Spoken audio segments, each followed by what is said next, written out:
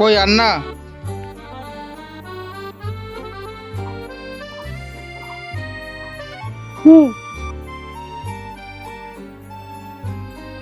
আমি বেরোলাম। আরে বেরোলাম কি গো? আমি তোমার জন্য রুটি আলু ভাজা করেছি, খেয়ে তারপরে বেরোবে। সকালবেলা বাসি পেটে বেরোতে হয় না। আমাকে এখন যেতেই হবে, আমার কাজের টাইম হয়ে গেছে।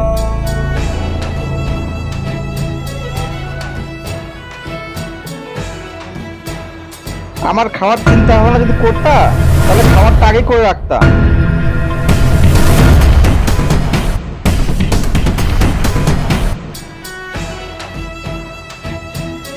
তুমি তো জানো যে কালকে আমি দিদি বাড়িতে গিয়েছিলাম, দিদির শরীরটা খারাপ ছিল।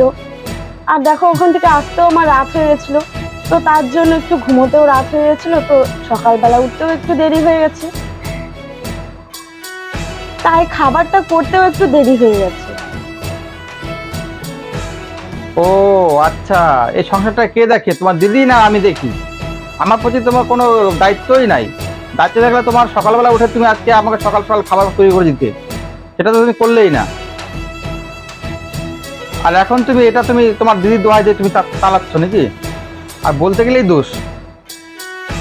ওটা খাওয়ার আমার এখন সময় নেই, একদম সময় নেই, বেরোলাম এখন, আমি কাজে আমাকে যেতেই হবে। আরে ওরকম করো না, ওরকম করো না, একটু তো খেয়ে যাও, একটু খেয়ে যাও।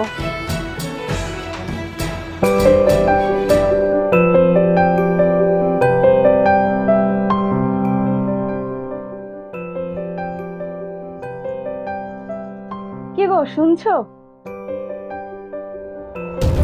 হ্যাঁ বলো। আমার না কিছু টাকা লাগবে। কেন? ওই যে আমার দিদি কবিতা দি বলেছিলাম না যে ওর মেয়ের হচ্ছে অন্নপ্রাশন হবে, তাই যাব। তো সব দিদিরাই তো যাবে, তো আমিও ভেবেছিলাম যে যাব।